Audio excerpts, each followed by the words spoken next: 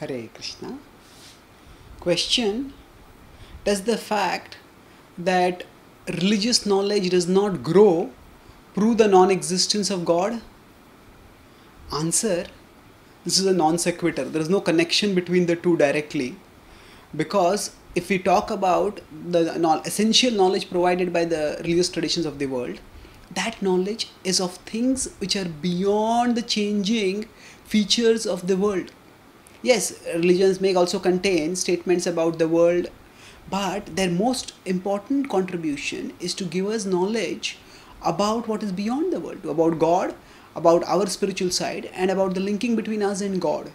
So, the very fact that the essential knowledge that the religious traditions give us that does not change, that itself is a strength, it's not a weakness.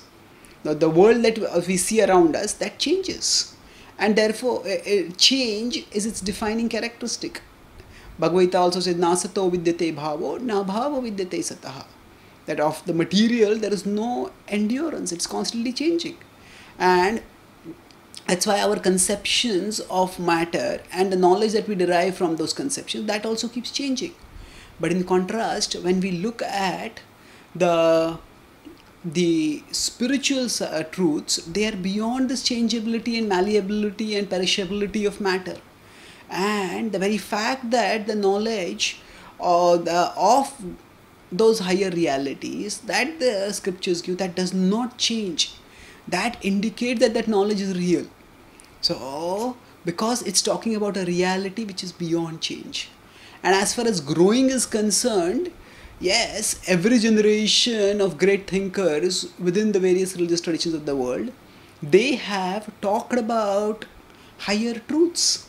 They have talked about spiritual wisdom. They have talked about the timeless truths in timely terms, in terms that are intelligible to their generation.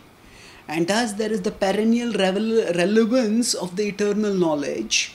The perennial relevance of the perennial comes by its timely presentation and representation according to contemporary situations.